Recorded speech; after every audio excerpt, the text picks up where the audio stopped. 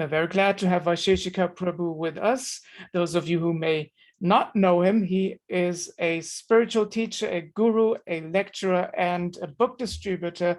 And he has also written a book about this very special topic. And he will be speaking to us about Bhadra Purnima and the Bhadra campaign and why it is important to distribute or gift the Srimad-Bhagavatam to other people.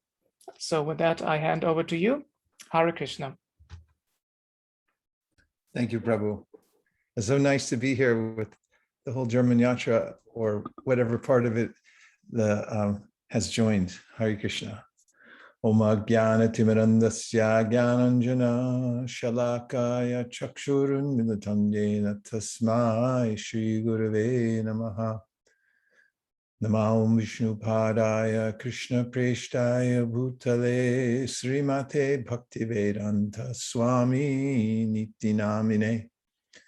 Namaste Saraswate Deve Gauravani Pracharine Nirvishesha Shunyavadi Paschatya Deshatarine Jaya Shri Krishna Chaitanya Prabhu Nityananda Sri Advaita Garadhara Shiva Sari Gaura Bhaktivinoda Nitai Namine Che Namirhate Sharamulinam Dite Chere Nitai Namine Che Namirhate Sharamulinam Dite Chere Hare Krishna Hare Krishna, Krishna Krishna, Hare Hare, Hare Rama, Hare Rama, Rama Rama, Hare Hare.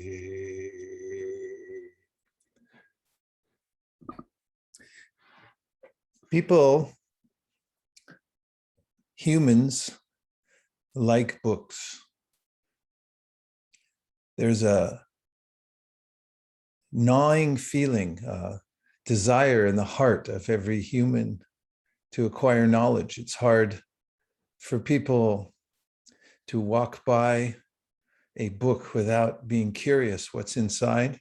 And there's always a feeling with a book that if I spend some time with this book, if I read it, then I'll be a better person, or I'll be smarter than others, or I'll be able to do something I couldn't do before. It's amazing that we have a system of language. Actually, if you think about language in every continent, there are multiple languages, even within one city. Human beings are very clever, very intelligent, huge brains. Animals cannot figure out syntax, how to put complex grammar together in comprehensive ways. But humans can do that. It's a gift that we have, the body that we've been given. And we've also been given a tongue, although many kinds of animals have tongues. They can only at most make a few sounds. And again, they can't speak anything that is very complex. And generally they ask for matters concerning eating, sleeping, mating, and defending. But humans can make poetry, and they can also become philosophical and speak about philosophy and think about their origin. So there are millions and billions of books now in Germany. But all of them are related to the three modes of material nature. In the Bhagavad Gita, even Krishna says to Arjuna that all of the Vedas, Arjuna, you can bypass most of this, because he says, Traigunya Vishaya Veda Nistraigunya Bhavarjuna Nirdvanvo Nityasattvasto Niryoga Shema Avan. Most of it deals with the three modes of material nature. He said, try to be established in the self. the spiritual self. Be aware of your higher nature. Don't be so involved with the material nature. It's going on automatically. Prakrite kriyamana ani, gunai karmani sarvasha. And then there are special books beyond the teachings of the Vedas. The Upanishads are part of the Vedas, of course, but they start to speak about how we are not our bodies and how there's a unique relationship that we have with the Supreme, in that we're part of the Supreme, and that we have a relationship with him. For instance, in Sri Upanishad, Hiranmayena patrena satyasapihita mukham tatvam pushana pavrenu satyadharmaya drushte. There's a very sweet comment that the devotee is praying, "Oh Lord, please remove the effulgence so I can see your face." Because there's a Supreme Personality of Godhead. He has a face, and there's a person desiring to see that face, a devotee praying like that. So it's coming more into focus. And then we hear from the Puranas and the Itihasas, and they give explanation of the history of the appearance of the Lord in the world and so forth, but in kind of a general way. And we find in the Srimad-Bhagavatam that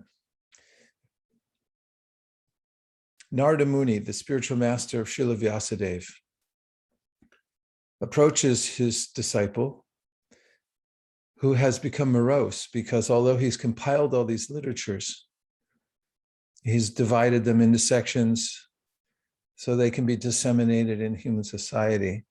He's not satisfied. And Narada Muni informs him why.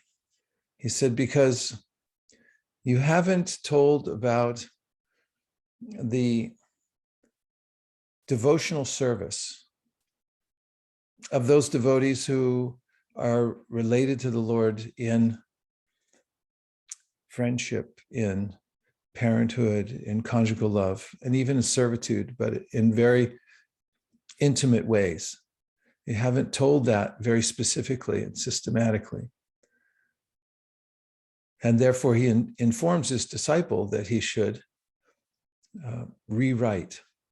And that's when the Srimad-Bhagavatam comes out, after Srila Vyasadev's Samadhi, when he, by the empowerment of his guru, Srila Narada Muni, he's able to directly see the pastimes of the Supreme Personality of Godhead. And then he gives us the entire Srimad-Bhagavatam. Previously, there was only a summary, called Bhagavat Purana. But then the Srimad-Bhagavatam is the full-blown explanation of the pastimes of Krishna in the spiritual world, and specifically his relationship with his devotees and what is pure devotional service. And we find that there are stories within the Bhagavatam to attract our minds. And as we open the Bhagavatam, the beginning story is a meeting of sages at Naimisharanya who are asking Sutta Goswami how to do good for the people of Kali Yuga. And they're anticipating, they know that there will be a hard time, a cold winter will engulf the people of Kali Yuga, and that they want to help us. They want to give some relief, and they find it inconceivable that there would be a time during which people would be so lost that they wouldn't know about how to attain the perfection of life, and they would simply be degraded by the modes of nature. This is what their preoccupation is. Their desire is to help the people of the world. And so they asked Sutta Goswami, what is the solution? And Sutta Goswami describes, Krishna swatamo pagate dharmaganadi visaha kalo nashtadrishamesha purar narko danodita. That just after Krishna left the world, then the light came back up again in the form of Srimad-Bhagavatam, which is the incarnation of Krishna in the Kali Yuga, the sound incarnation. And anyone who wants to attain the highest perfection of spiritual life can do so by associating with this book, the Srimad-Bhagavatam. And he describes, now there's two Bhagavatas. There's the book Bhagavata, which is the sound vibration coming from the spiritual world. Tad bhagavi sargo janataga viplavo yasmin prati shlokam abhadyavatyapi. Namanyanantasya shonkitanyat shrinvanti gayanti grananti sadhava. It's not from this world, it's from the spiritual world. It will change the heart of anyone who listens to it. And then he says, there's also the person Bhagavata. Those who, by good fortune, have come in the association of pure devotees, and their hearts have already been changed, and they're living the life of the Bhagavat. And they're also Bhagavatas. They're the walking, living Bhagavatas. Bhavad vida Bhagavatas tirta bhuta swayam vibho tirta kurvanti tirtani svantakstena gadabrita. Those who have imbibed the message of the Bhagavatam, they carry the personality of God within their heart, and therefore they can transform others. So these two are the means by which anyone can attain the perfection of life. How many of you want to attain the perfection of life? Just give it a thumbs up. Thank you. I think that you already have. And you're actually the most fortunate, because you've made this determination that we want to live around this vibration of the Srimad-Bhagavatam. Now, who arranged it for us? Srila Prabhupada personally printed the Bhagavatam. Think about what it takes to distribute Bhagavatam yourselves. And imagine that you had the desire to distribute it, but you didn't have Bhagavatam. That was Srila Prabhupada's situation. He had to write the book himself and then also publish it. He had to get the paper. Every aspect of manifesting the Bhagavatam was undertaken by Srila Prabhupada. And then he took it out and distributed it himself. So he had this direct instruction from his guru that he should print books and distribute them, especially in languages that would touch the Westerners, take it beyond India. So that's exactly what he did, and he focused on that. And I found out that Prabhupada, when he was alone, after he had printed the Srimad-Bhagavatam in India, went by himself with Bhagavatams. And he went to various universities, he went to various shops. He went to a place in Delhi, which was called the Library of Congress. Is an American operation, and he sold 16 sets of Bhagavatams there. One of those sets ended up in New York Public Library a year before Prabhupada came to America. And when Prabhupada was on the Jaladuta, they had to stop in Colombo, and the trucks came with his trunks that were full of Bhagavatams, and they loaded it on the ship. When Prabhupada got off the ship, he was asked if he was bringing anything into the country, and he reported that he had several hundred of these sets of Srimad-Bhagavatam. It was the first canto in 3 volumes. And they said, "Oh, are you going to sell them?" And he said, "No, they're not for sale." Well, they're gifts, because he wouldn't have been able to come in with them, but they let him in. And the Scindia Steamship Company supplied him a free storage in New York City. So they took those trunks, they put them in New York City. And after Prabhupada had gone to Butler, Pennsylvania, then he made his way to New York. And after he had attracted a couple of disciples, Brahmananda and Gargamuni had gone with Prabhupada to that locker. And they all 3 sat in there, and Gargamuni and Brahmananda had tied together those 3 volumes of the first canto with string. As Prabhupada sat and watched, he was appreciating. And some of the sets were already broken, like Prabhupada had sold individual volumes, only in a few cases. Only a few sets were missing a book or two. So then they put all those together, and then they tried to sell them in New York City and various places. And one of the places was called Orientology. And Brahmananda had gone there and found out that Prabhupada had already been there. And he had brought samosa. He had personally cooked. And he also had convinced them to take a set of Bhagavatams. Apparently, he had a few that he kept with him to sell to people.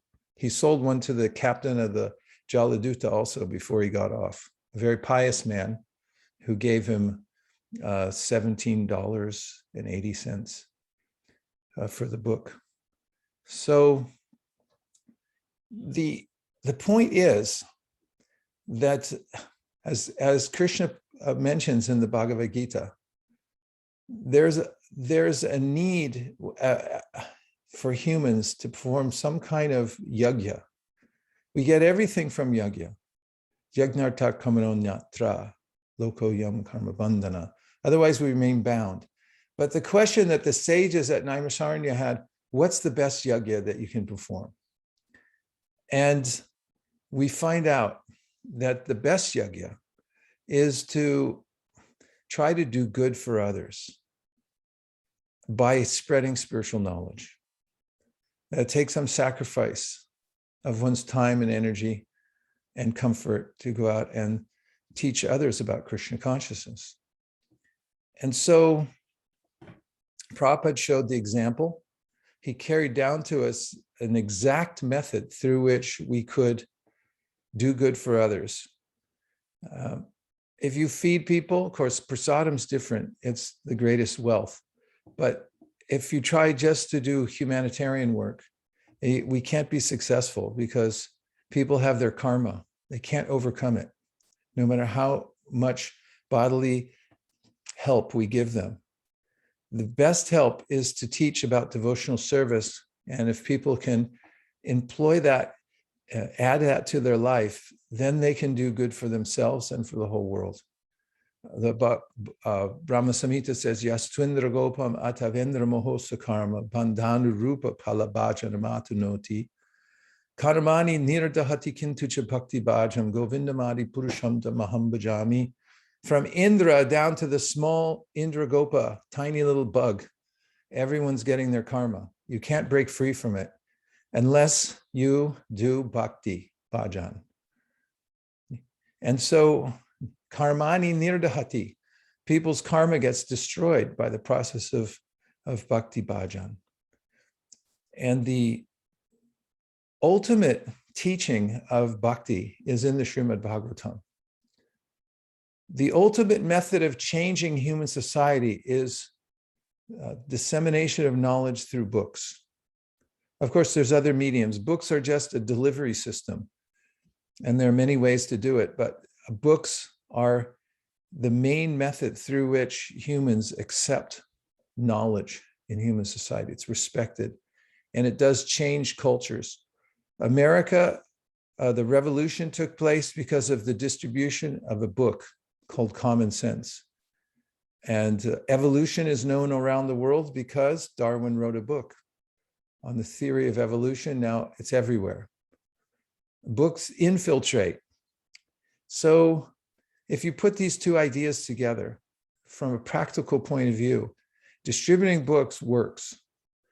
It infiltrates. Books can go into people's homes. They can go into offices. They can go into the president's house, the president of the country. It's happened before. And so then when you get a book that's from the spiritual world and that goes out, that can change, that can re-spiritualize the world and change people's hearts.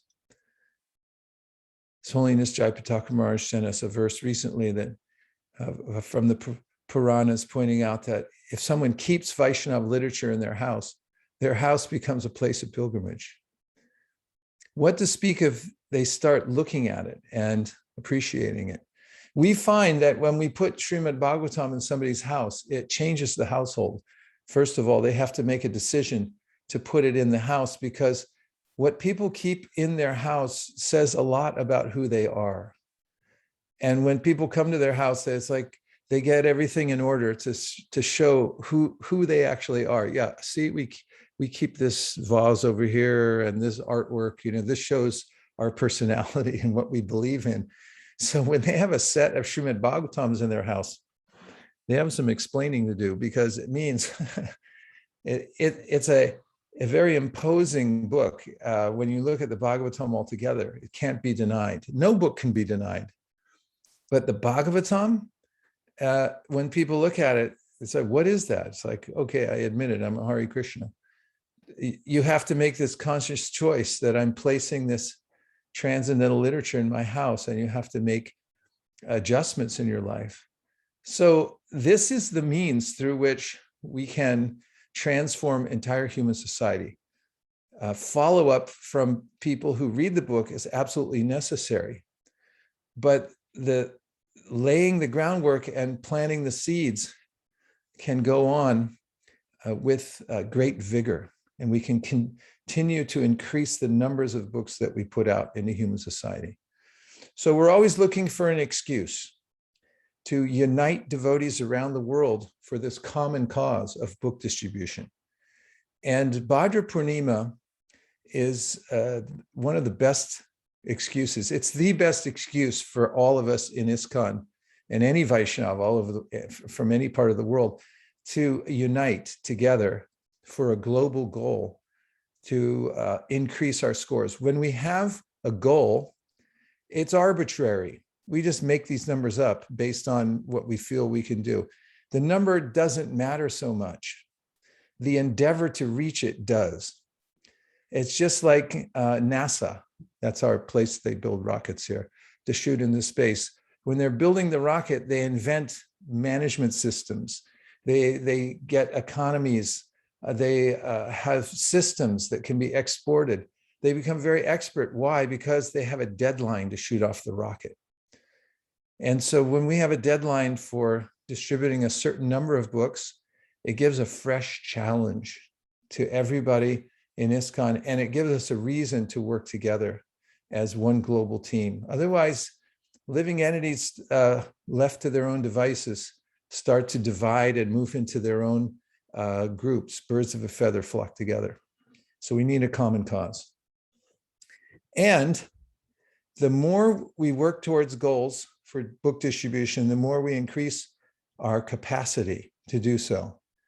And one of the ways we do that is by increasing our faith, because when we make goals and then they at first seem impossible to reach, but then we come together, we organize, and we pray hard, and we work towards it, and then Lord Chaitanya makes it happen.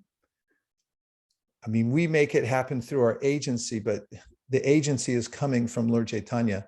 He's empowering the devotees. Then our faith increases and we realize we're not doing this. Chaitanya Mahaprabhu is doing it, but we can volunteer to be the agents for it. And that's what the Krishna consciousness movement is. If we don't have these kinds of bold goals and that take a little courage to step up to, we have a boring movement. It's very boring. And people become interested in gossip and complaining about who's doing what wrong. But when we have a big goal that's unassailable, nobody can argue with the distribution of Bhagavatams. It's impossible. You can't say anything, there's nothing wrong with it. And if we come together for that goal and put everything else aside for some time and hit those goals together, then we become better. Individually and as smaller units, the communities become better and all of ISKCON becomes better, and we have something to celebrate together. So we found Bhadra Purnima about 4 years ago. It was always there. But we knew that Gita Jayanti, the appearance of the Bhagavad Gita, the day that Krishna spoke the Bhagavad Gita, was a marker on the calendar that was an excellent time for setting a goal to distribute Bhagavad Gitas. But as we were increasing the distribution of Srimad-Bhagavatam, we were looking for some excuse. And there we found it. A verse in the 12th canto of the Bhagavatam, 13 chapter, 13 verse that says, anyone who gives the gift of Srimad-Bhagavatam on Bhadra Purnima gets the reward of going back to the supreme destination. This was a revelation. So we began in a small way. And several years ago, Bhadra Purnima began, and we saw that it struck a chord. It's undeniable, it's in the Shastra. And it's our mission anyway to distribute Bhagavatam. Now you put these two together and you have the perfect kind of engagement for the whole membership of ISKCON to work together for this. So the first couple of years, we had some okay success, about 7,000, but it was flat. We did the same number each year.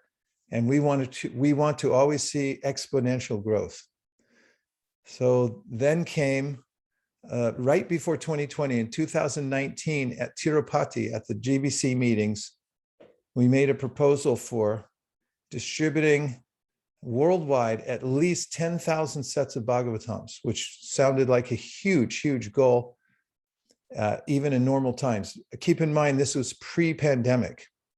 We have a video when, with all the GBCs, everyone together, we made a proclamation before Srila Prabhupada that we were going to distribute 10,000 Srimad-Bhagavatam sets in 2020. Well, guess what happened in 2020? Does anybody know? Have you been watching the news? There was a pandemic. It started in February, a little news that China had something happening. And then by the beginning of March in America, things got more pronounced. That people said, yeah, this is real, it's happening. Everyone except for a few politicians said this is a real thing. And then, it just started spreading everywhere. There was lockdowns. And by the end of March, the goal of 10,000 sounded impossible. I think, first of all, it sounded impossible anyway, but now you add a pandemic and you say, now it's impossible. But as we know, as followers of the person who taught us that impossible is a word found in a fool's dictionary, we decided that we would test that out. So one of the principles of the marathon is to assume you can do it and then work backwards from there. You have to assume it can be done. Set a goal and say, absolutely can be done. We don't know how it's going to be done by Lord Chaitanya, but we're going to walk backwards and figure out what are the individual steps we have to take to get there, and let Lord Chaitanya fill in whatever deficiencies we have, fill in the blanks. So that was one of the mantras at the beginning of 2020, is assume it can be done. Another one is never waste a good crisis, because there's always some opportunity that comes with a crisis. And with that mood started to spread.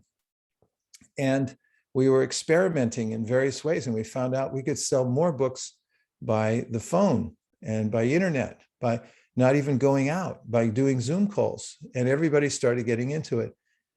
Well, minus all the details, which many of you probably already know anyway, in 2020, we had the biggest year ever for book distribution in general, globally. Not only that, we smashed the goal of 10,000, and we did over 20,000 sets of Bhagavatams worldwide during arguably the worst pandemic. Well, it is the worst pandemic ever since 1919, when the Spanish flu hit the world. And then we thought it would be over, but it's not over. Nothing's over in the material world. Everyone thinks when the pandemic's over, it's relentless. The material world's relentless. Don't wait for a time for anything to be over. Nothing gets over here. This is where we are. We're in Martya Loka. We should adapt to that. Krishna says, Janma mrityu jara vyadhi dukkha doshana darshanam. He says, you're in the dukkhalayam. This is the place where there's suffering. But for us, that's fine. We don't care. It's mentioned in the Bhagavatam, devotees see any situation as equal here in the material world because it's all an opportunity for service. So with that in mind, I've found during the pandemic time, it's been really a fulfillment of my heart's desire to connect with devotees all over the world and develop an alliance, a really tight alliance. Everyone has their individual yatras, which is very important and good, and their individual goals, but we should also have an overarching goal for the whole world where we feel like we're together. It transcends all individual and local considerations. We call this glocal. It's local and global at the same time, glocal. So the goal this year, we set at least, and we always say at least before any goal, at least we will distribute 25,000 sets of Bhagavatams worldwide. And when I think about a Bhagavatam in German, it makes my hair stand on end, because it's practically impossible what Prabhupada did to translate the Bhagavatam and then have it carried on. He trained disciples who were able to carry it on from the 10th canto, 14th chapter, all the way to the 12th canto. I mean, it's such an empowered activity. And he empowered artists to put in the most beautiful pictures of the spiritual world. And he also organized the distribution through starting the Bhaktivedanta Book Trust, so which the publishing would go on and it would build temples at the same time. There's a formula, 50% of the Lakshmi that comes in goes for building temples and repairing, reconstructing old ones. And the other 50% goes for printing more books. And so to get a book in English, but what to speak of in German, it's really a miracle. So we're living in that miracle. And when I think of a German person, a German speaking person getting the whole Srimad-Bhagavatam in his or her house, it's obviously the fulfillment of the desire of the sages of Naimisaranya. That's what they wanted. That is such a perfect yajna. If you give your energy to this in any form, there's different ways. You can be an advocate. You can say, yes, this is good. Just tell people. You don't have to go anywhere, do anything. Just call people on the phone and say, guess what? This is a good idea. You should do it. Or you could try it yourself. If you want to enter a little more deeply within the yajna, take a risk and try to introduce Srimad-Bhagavatam to somebody and tell them about it. You'll become purified by doing it. We take this risk for our own purification to follow Prabhupada's bold footsteps, the way he went all over India by himself and then America by himself, selling Bhagavatam sets. Meanwhile, he was still writing them. It's so connected. This service is so connected with Prabhupada and the Parampara. It doesn't get any more of a tight connection than this. So now is the time. We have just a few days left till Bhadra Purnima, and you very courageously set a goal for Germany to distribute at least, I think it's 108 sets, if I'm not incorrect. I mean, that vision of 108 German sets going out is brilliant and enlivening. And so now I'll just take a few reflections or questions that you may have so I can speak on things that you want me to speak on.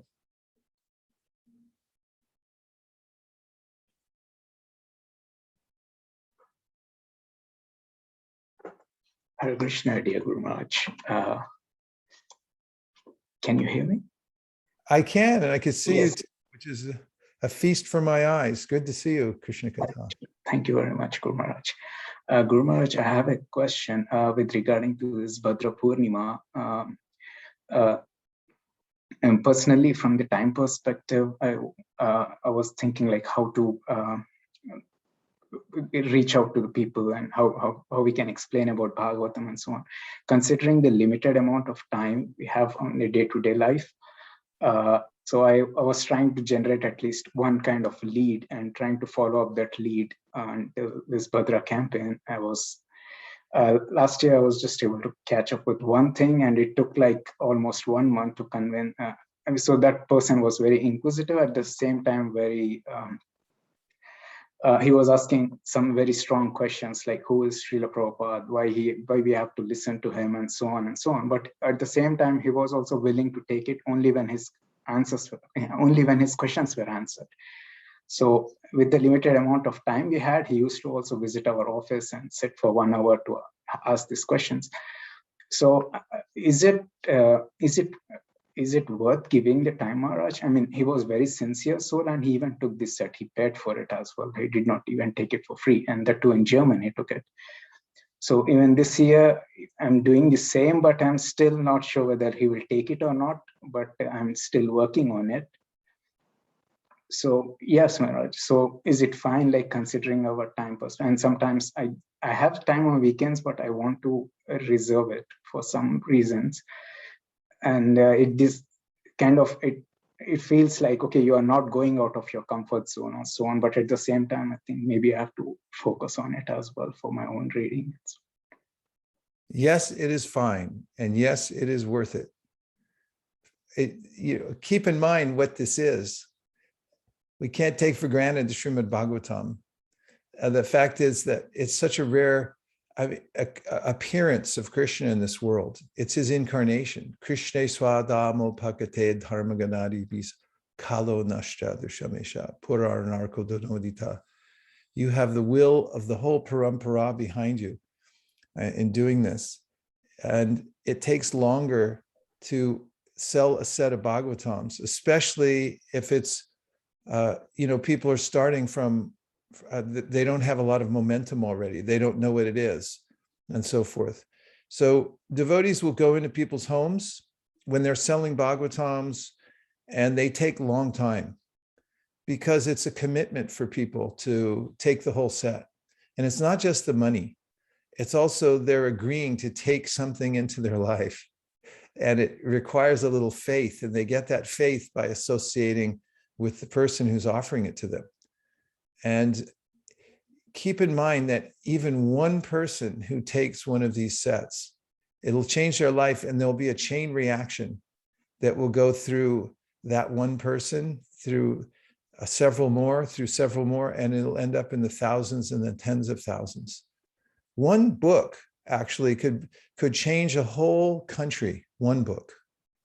You look at the beginnings in Russia, when just one book got in, and then somebody copied the book, and then more books started to come in, but very few. But once it sparks in somebody's heart, it can change the whole world. So one set is worth it. It's good, especially around Bhadra, around these marathon times, to dedicate some time that we'd normally do for our own sadhana. This is very high sadhana, taking time to explain to people. And the other thing is, when people ask hard questions, it makes us better, because then if you don't know the answer, you come back feeling dissatisfied. That's good. Always feel dissatisfied. Come out of hearing and chanting, I didn't answer the question the way I wanted. If you're distributing a set of Bhagavatams, then you have to figure it out. It's in the process of figuring out how to sell a Bhagavatam set that you fortify yourself. You become stronger in knowledge. And you also become expert. You have to practice. My music teacher once told me, I was complaining about playing this piece, and he said, music's hard. He said, music's hard. You got to practice. You got to work hard at it. So distributing sets of Bhagavatams is hard work, but is it worth it? Yes. Should you do it? Absolutely. Prabhupada did it. The sages in Naimisaranya sat there for 1,000 years. Do you think that was how'd you like to go to a seminar for 1,000 years? That's a long seminar to talk about it. That's how important it is. So if they can take 1,000 years, we could take a few hours or a month to sell a set of Bhagavatams. It's all worth it. Thanks a lot, Maharaj. I just wanted to also share the realization, Maharaj, when as you already mentioned, the Bhagavatam, it sells on its own merit. We just need to find out how to present it. So when he was asking the questions, it was so simple to answer those things that everything is already answered in these books, and we can sell it on on its own merit. We just need to find the right ways and right people to, we need not have to do. And it's much easier when you find the right lead. It's much easier. Like it can explain it on itself. Thank you, Maharaj. Yeah, thank you for the realization also. Beautiful. Okay, let's have a few more reflections or questions. Anything you heard in the talk that's stuck in your mind, you can repeat back. Or if you have a question about Bhadra Purnima, to ask me before I start asking you questions.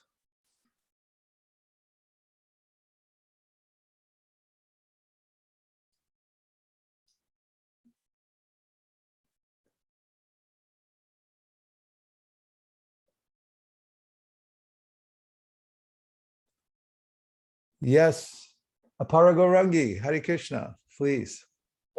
Hare Krishna Guru Maharaj. Thank you so much for the talk.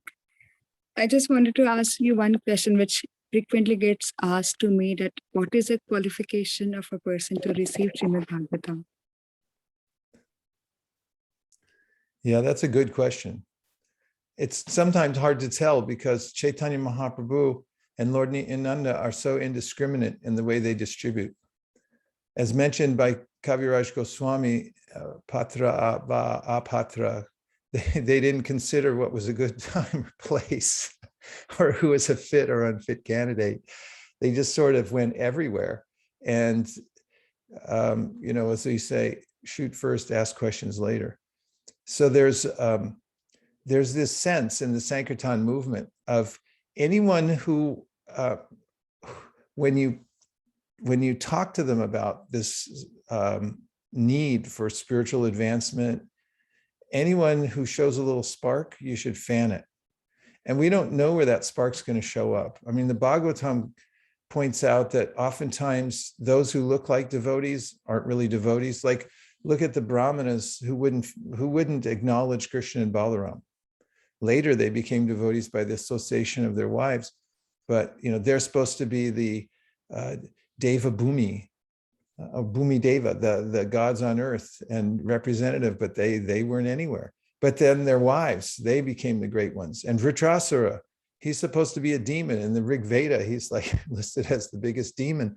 But Bhagavatam points out, look, he had that devotional mood. So when we do Sankirtan, we go around and we approach as many people as we can. We try to make educated guesses about where's the best place to put the Bhagavatam, who might take it. So we try those places first. But sometimes we're surprised. I mean, I've gone to homes of people I thought these are perfect candidates. Gujaratis, they're, pious, everything. And they're, no. These are all just stories. We don't need it. And then some Muslim next door takes, yeah, I'll take it. We don't know. That's the miracle of Sankirtan. So we go and we look for the qualification on the spot. It's like we're on the battlefield and we're going around taking people's pulse. Can we bring this person back to life? Triage, it's called. So we knock on every door. We don't know who's going to open. But when they do open, then we present. And if we see the smallest spark, then we keep fanning until they say, get out, go away. We don't want to see you ever again. We keep trying, right? So either the person has some previous experience with devotional service and that they have that spark there, or somehow, because they have, as Krishna says in the Gita, in the 13th chapter, some people, they have the natural tendency to listen to authorities. That's just their nature. And therefore, they become Krishna conscious too. So some people are just submissive and they say, okay, I'll take it. You told me to take it, so I'll take it. And then they become fortunate too. Everybody gets to come along in Lord Chaitanya's movement. There's no consideration who's a fit or unfit candidate. Thank you so much. Thanks for your question. How's it going towards the 108 goal? Prabhu, can you tell me a little bit about how it's going there? Joy. Hare Krishna. Hare Krishna, Prabhuji. Hare Please Krishna. accept my humble obeisances. Mine to you. Maharaj, I had one question. So if we find a lead and we distribute a set of Bhagavatam to him, and he seems very appealing, and we distribute to him, but afterwards we come to know that he has like dumped the book like an ordinary book and not giving any respect to the book. So is that an offense for us because we have distributed the book to him, right? Will that be an offense from our side?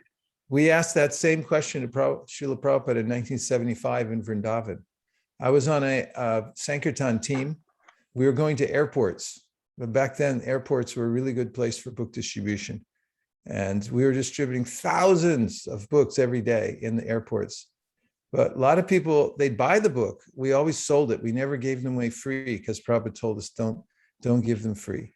So people would buy the book and then later on, they'd throw it away sometimes, maybe 10%. And so we were concerned with the same thing you are, Prabhu. So we asked Prabhupada, that is our leader, asked Prabhupada in Vrindavan. So Prabhupada, we're distributing thousands of books and some people, they throw them away. And Prabhupada said, this is Kali Yuga. In Kali Yuga, people throw their own babies away. What do you expect? That was his answer. He said, so don't be surprised because they have, you know, they don't have the context. They don't understand what it is. And they're so absorbed in materialistic endeavors that, you know, their mind may change later. So no, Prabhupada didn't say that, no, don't do it. He said, what can be done? It's Kali Yuga. And he didn't say that we got some adverse reaction for that. Thank you for answering, Maharaj. You know, sometimes we found too, we had a very thriving industry in the airport because the janitors, a lot of them, they would save the books and bring them back to us. And if they came back in good condition, we would give them 50 cents per book, which is a lot of money back then. And so they were making a double income at the airport. They loved the Hare Krishnas, the janitors. They always stood up for us because that was their underground economy. And also we found sometimes people would find a book that somebody else had thrown away and they'd become a devotee. So, you know, a book is like a message in a bottle. Recently, other than the last decade, the oldest message in a bottle was found. It washed up on a shore somewhere in Ireland. And it was confirmed, it was over 100 years old, had been floating in the ocean. So these books, when they go out, they're like messages in a bottle. You don't know where it's going to wash up. Krishna has some person marked. So don't worry. Just do your job and let Krishna do his job. He can figure out where to place the books after that. We do the best we can, but we're not omniscient. So what can we do? Thank you, Hare Maharaj. Krishna. Hare Krishna. Keep up the good work, Joy. Keep going. You're doing Hare good. Krishna, Maharaj. Haribol. Actually, I have a question attached to this. Is it like, because does it make a relevance in which consciousness we distribute the books? Because sometimes devotees say, like, if you don't distribute the books in a nice consciousness, then the recipient cannot really appreciate, or if you don't consider how much he appreciates it, he's like, or if you yourself don't appreciate it properly, then it's not taken in the right mood, or then this might happen more often that it gets thrown away or it's not accepted. Well, that's not just with book distribution, that's with everything. Consciousness creates reality. And the quality of our consciousness will manifest everything about what happens in our external environment and all our relationships. So when we're in the topmost consciousness, which is unmotivated, uninterrupted service mood to Krishna, then everything, all the anomalies become destroyed or worked out by the power of that pure consciousness. And so, yes, for book distribution, and yes, for everything else, relationships and the way we move about the world and interact with people. Living entities are very sensitive. The environment we live in here is very sensitive. Krishna has it set up in such a way that if our consciousness isn't correct, it isn't perfectly in harmony with this mood of uninterrupted, unmotivated service, then there's some kind of reaction. And what's the reaction for? It's to purify us. It's a reminder. No, be pure. And so that's one of the benefits of book distribution. Is if you go out in impure consciousness, then you'll get some kind of feedback from the environment very quickly. That's why it's very high sadhana. When you approach people in the wrong mood, then you'll get some kind of feedback that will make you, if you're sincere, desire to purify yourself and be more selfless in the way you present. Does that help, Prabhu? Yes, sure. Thank you. Another question comes up: if we see ourselves being in the wrong consciousness, then is the right conclusion to stop doing the service, or what is the correct conclusion? No, just improve the consciousness and keep doing your service, because it's our barometer, how we see how everything, how we're moving in the world. We're able to see through our service where our consciousness is. So we should incrementally improve our sadhana. The first law of book distribution is your sadhana must be strong. So push on that button first, and everything else gets adjusted. But in no circumstances do we stop our service. Of course, if we're belligerent and we won't improve, then sometimes Krishna stops our service. But we shouldn't have this intention, no, I'm not going to serve because I'm not perfect yet. Yes, thank you, Prabhu. That's Hare Krishna. So how's it going? Was I correct that you have a goal of distributing 108 sets of Srimad-Bhagavatams? Yes. Is this correct? Yeah, that's correct. So how are you doing? Last year, we first time took part in this worldwide campaign, and we made around 60 sets in Germany. And yeah, so we thought for this year, we're gonna try to hit the 108. We actually were a little bit also not sure if it's maybe because last year we already had many people donate for Bhagavatam and gifted away a lot of Bhagavatams. So we thought, okay, now they all gave and have. So we're not sure if it's possible or if it's if we can manage to achieve this goal. And to be honest, I don't have the exact numbers now. I know we have about 12 temples who are taking part in the campaign, and devotees are inspired, and we are having a program on each temple is doing a program on the day of Bhadra Purnima, and for us in Berlin we have so far we have 8 sets being donated, so it's more or less in the different temples we have. This is, I think, the number we have, and yeah, we will. I can't say exactly how it is after the 20th of September and after the day of Bhadra Purnima. Thank you so much, Prabhu. A couple of thoughts I have, if I may. Yeah, sure. Yes. Let's see, 108 divided by 12. What is? Actually, 9. You're all Germans. You can do this in your head so fast. What is it, Prabhu? 12 nines are 108. Yeah. 9, Maharaj. 9 only. Yeah. That means 12 centers have to do at least 9 sets each. So always divide it up mathematically. It really helps to look at it in smaller increments. And another point, this is scientific, I'm going to tell you now. When the more you fundraise, the more you distribute to people, the more they can give. It's not a matter of whether people have the resources or not. It's whether they have it in their heart and have the capacity to give more and to take more books.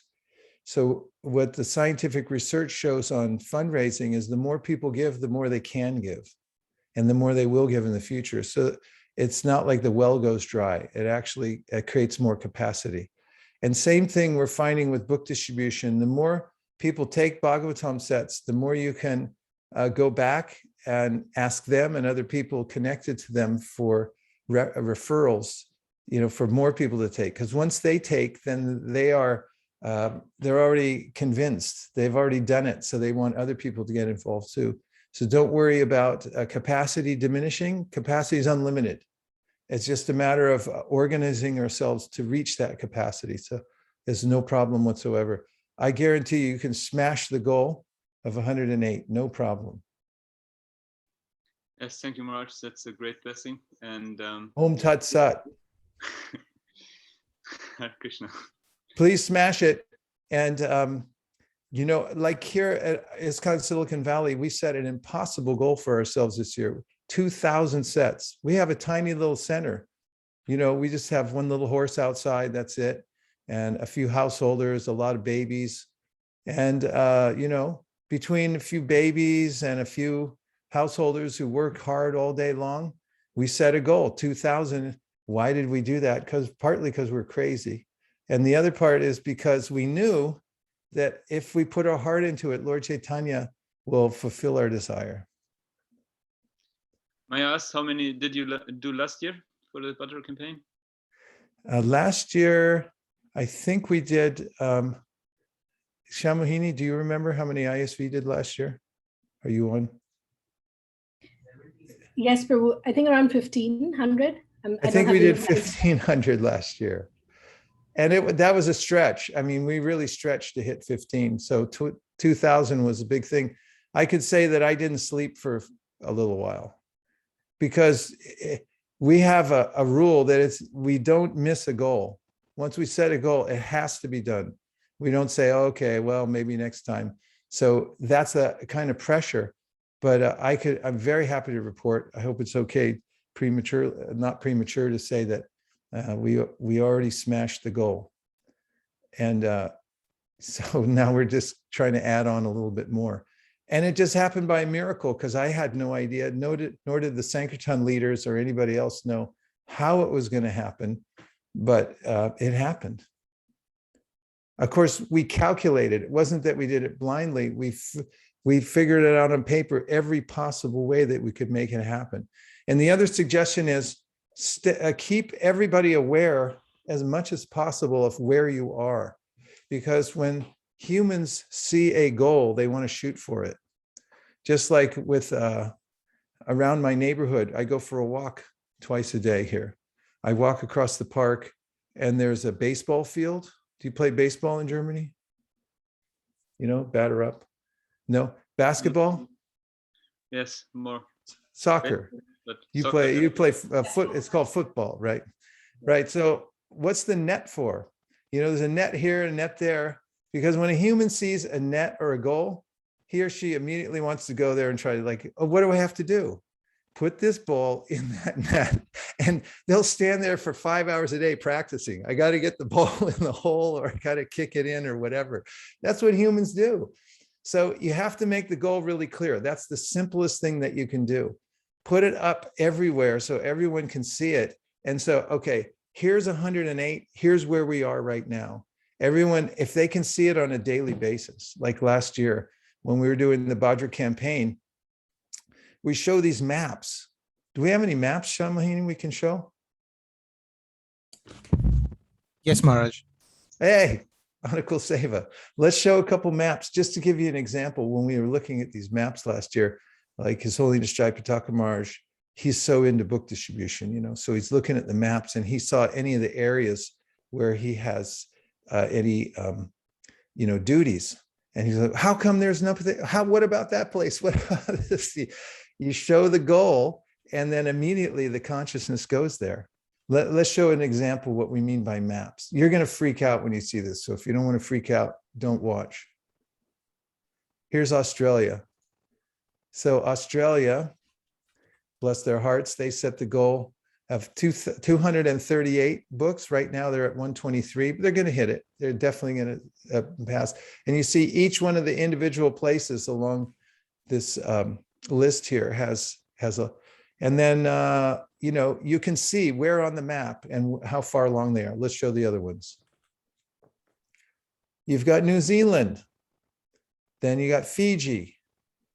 And Fiji, they're doing their level best. There's like 2 devotees there or something like that working on it. But they're in the game. Our point is set a goal that's not less than 1 and something more than 0. And once you do, you got to chip in the game. You want to be in this game with Lord Chaitanya Mahaprabhu and taking a risk. And once you hit your goal, then he'll give you more strength to hit the next goal. And that's how the yatra grows. That's how the whole world is one in Krishna consciousness, us taking risks like this and then being very bold. Let's see a few more. This is ecstatic. Far East, look at that. Hong Kong, Pakistan, 301. Give me a break. 25 in Japan, Malaysia, 500. Bangladesh, 4,000. Hari Bol. Nityananda Prabhu Ki Jai. Then you've got Europe. Look at Europe coming up. Again, rising to its glory of book distribution. That's everybody working together, a little bit here, a little bit there, and everyone realizing more capacity every time they do it. And then you've got India. Look at all those places. That's called a lot of people, everyone doing their part. That's what we want every continent to look like. Like it has a case of, I don't know, it looks like that disease, the measles or something like that. Okay, and the next continent, Africa. So now, if a devotee look at this, you say like, what about the whole northern part? Don't you look at that and think, I want to fill in every one of those places. I want this map to look like the India map. Don't you think like that, Prabhus? Yes. That's how you think, right? That's the Sankirtan movement. That's how we think. We want to cover the earth. Otherwise, it's boring. Life's boring without this courageousness. We have to cover the earth with Srimad-Bhagavatam. And what else do we have? South Africa. And yes, then you got North America. Everyone doing their might, but we could be doing a lot more. So there you have it. If you look at a goal and you show the goal, then the devotees are going to stay up all night thinking like, how can I do my part to kick the ball in the net? So I just suggest figure out as soon as possible how many have been distributed so far, and then show the gap and everyone will fill it in. How much is a set of Bhagavatams in Germany? If you have for the Bhadra campaign, we also have this a special price of 250 euros to give. You have to pay 250 euros, and then the Bhagavatam. How much is that in US dollar, Prabhu? I don't know exactly, but a little bit more, like maybe 280 or something. Should be around 300 or even more dollars. I would like to sponsor one set in German. Wow. But you have to distribute it in the next few days. Yeah, sure. Before Bhadra Purnima, because so you can. I'll pay you if I can pay through electronic. I'll pay you today, and please somebody distribute a set on my behalf for Bhadra Purnima in German. I don't know if I'll be able to withstand the ecstasy though of knowing that I distributed one book, one full set of Bhagavatams in German. You may not see me again for a while. I might go into a coma. Yes, it's actually very ecstatic for us that you're helping us and support the program here. Thank you very much, Prabhu. Yes, Prabhu, please go ahead. Yeah, we can arrange. We can give the, but we do it in Germany. We do it like we most of the sets we give on the day itself, because it's said like this. Just all right. Do it whatever way you want. There's no there's no condition. Just add it to the 108. I want to be part of your campaign. Haribol, thank you. Haribol. Come on, you're Germans. Haribol. It's like nothing can stop. Can't be stopped. But all the mics. Everybody has a mic off because it's a Zoom. Okay, Prabhu, I know that you're, I don't know what time it is there, but I think that there's a limit how long I'm supposed to be here. I think I might have reached that, right? Yeah, of course, we if we like, we can continue. Actually, I have one more question which came up. Okay. So if you don't mind, maybe I can raise it. Please, Prabhu. Because I was actually doing book distribution a long time in a temple, and still doing it. And I was raised in the book distribution that people should give something for appreciating, and I think this is also a lot of devotees have this because we were kind of raised like this, to show their appreciation, and this actually kind of like slows down a little bit the enthusiasm of getting of getting fully into it. I mean, I can speak for myself. It's a little bit this is doubt a little bit like, okay, is it the right, and of course, and then I read the verse, and the verse says, of course, yeah, it's the right thing, yeah, but still somehow, because there was this training like people on the street, you shouldn't, people should give something to appreciate the book, and you shouldn't just give it away like this. So maybe you can say something about that. Yes, Prabhu. So the intention, you have to understand the intention behind it. Why somebody gives. The reason Prabhupada said is because when they give their hard-earned money, then they'll think, what has this person given me? It has some value to them. And he gave this example, if you go door to door with mangoes, the boy went around, said, free mangoes. Everyone said, get out of here, I don't want them. Then he said, $5 per mango. They said, okay, I'll take 3. So it builds this appreciation. But money is just one form of exchange through which people can express their interest. And there are other ways. For instance, if somebody pays attention, we also say they're paying something. And when they put their heart into it, when they're obviously appreciating something, and either they don't have money to give, or it's a rare circumstance where we're gifting them something, then we see ahead of time how it is they're situated in their appreciation. For instance, at Rath Yatra, it's a different circumstance because when people are walking along, they're in awe of Lord Jagannath coming in his cart. So in Los Angeles, I'm in San Francisco, but I help with the Rath Yatra there. The temple president likes to give a few free books in a packet to people who are bystanders at the Rath Yatra. And we find that people very much appreciate it because their heart already fully wide open, that, wow, how could you do such a nice festival? And this is beautiful, and we love this, and the chanting, and it's beautiful. So then they get a book, and there's some appreciation there. They paid through their attention. And so we don't just randomly give books away to anybody, but we find out, we vet them, and we say, okay, is this person a good person?